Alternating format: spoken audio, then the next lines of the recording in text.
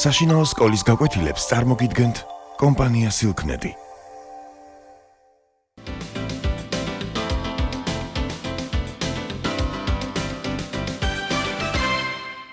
მოგესალმებით.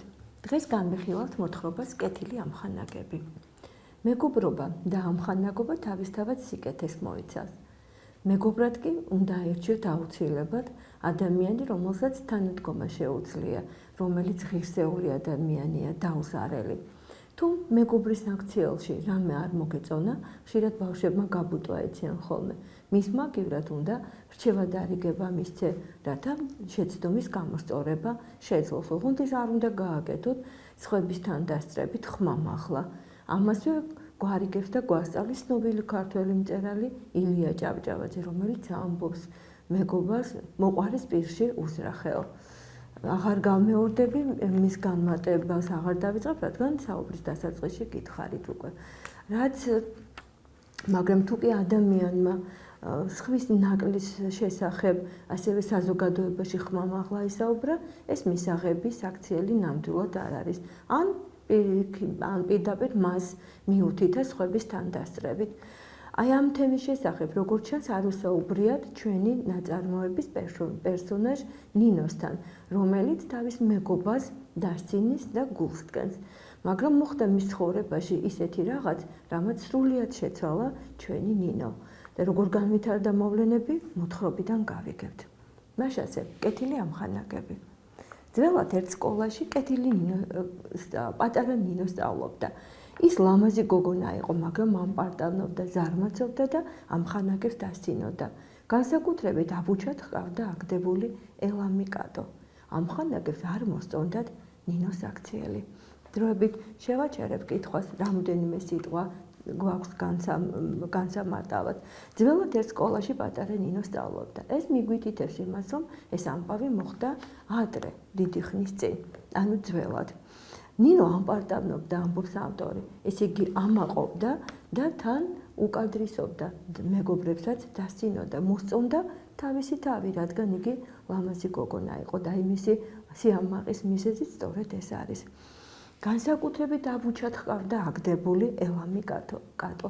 აბუჩად ჰყავდა აგდებული ნიშნავს დასცინოდა.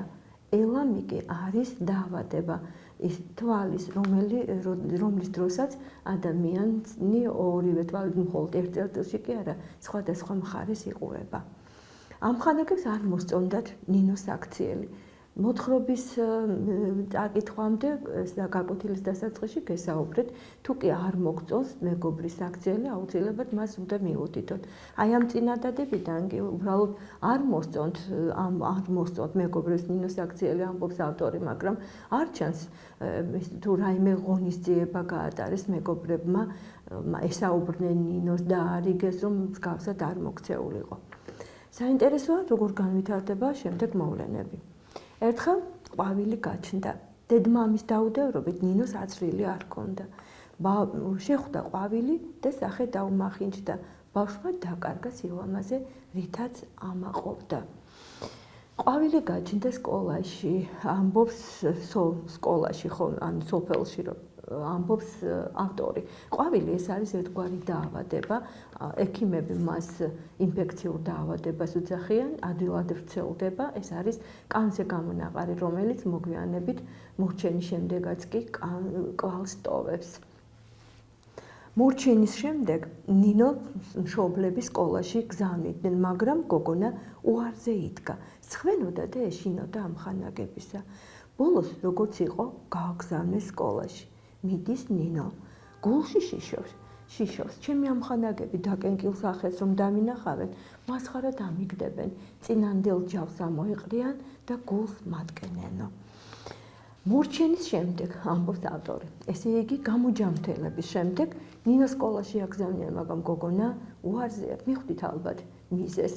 რატომაც არ უნდა მას სკოლაში მისვლა ეშინიან მეგობრების, რადგან ისინი წინანდელ ჯავს ამოიყრიან, ანუ ადრინდელს გაუხსენებენ იმას, როგორ ექცეოდა იგი ელამ კატოს და როგორ იქნებდა მასხარა და გოგონაც ელოდება, რომ მასაც მეგობრები სამაგეროს გადახდის მიზნით მაინც დასცინებენ. შევიდა სკოლაში გაფითრებული და აკანკალებული ნინო. საინტერესოა, რას იზავენ მისი მეგობრები არა. მაგრამ ნახეთ მის გაოცებას ამხანაგის ნინოს დანახვაზე გულის სიბრალული დაევსოთ. ისინი ალერსით ანუგეშებდნენ მას, ხოლო ყველაზე მეტ თანაგრძნობას კი ელამი კატო უწევდა. ნინოს გული ამოუჩდა სიბრალულისაგან და თვალებიდან შვების ცრემლი წასკდა. შვების ცრემლი, ანუ იცით, ნინო მიდის აკანკალებული, გაფიქრებული, რაც გამოხატავს იმას, გვიჩვენებს იმას, რომ ნინო ძალიან ნერვიულობს და განიცდის. მაგრამ აი, როდესაც თანაგრძნობა გამოხატეს მეგობრებმა, მას სიხარული და შვების ცრემლი წასკდა.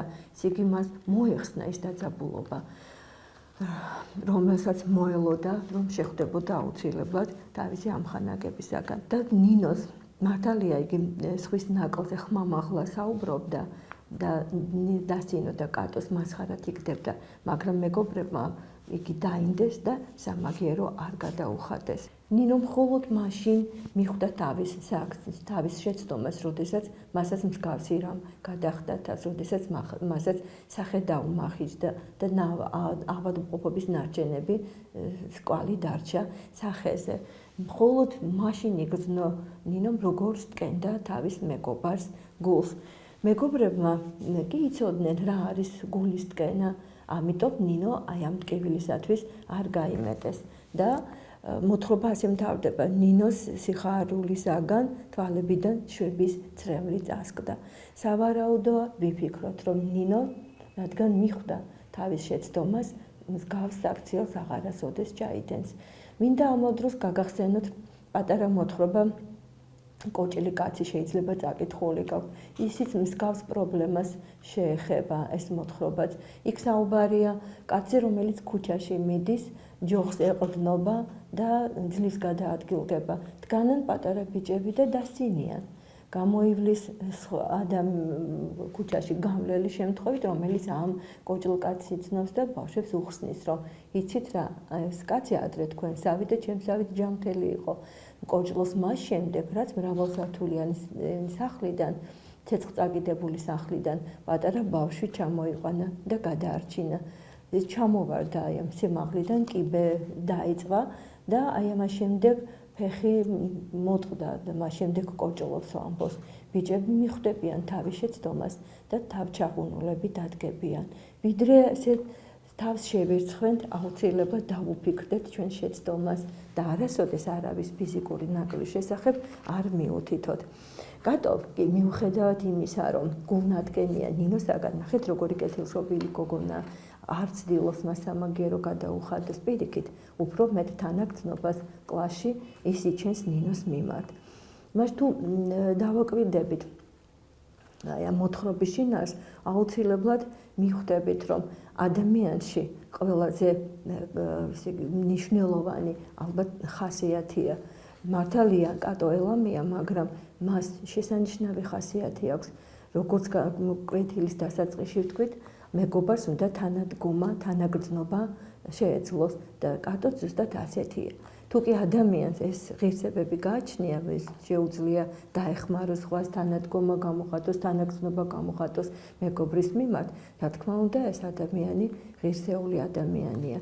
და თუ მას რაიმე ნაკლი აქვს, თუნდაც ფიზიკური, მას იმდენად კეთილშობილი ადამიანია, რომ აი ამ ნაკლს ჩვენ ვერც კი ვამჩნევთ და ყოველთვის მის ხასიათს ვაფასებთ. ყველას კი ასეთ ადამიანთან სიამოვნებს და უხარია მეგობრობა. აი აქ დავამთავროთ ჩვენი საუბარი. იმედია გაითვალისწინებთ ნინოს შეცდომას და მსგავსი რამ თქვენ არასოდეს დაგემართებათ.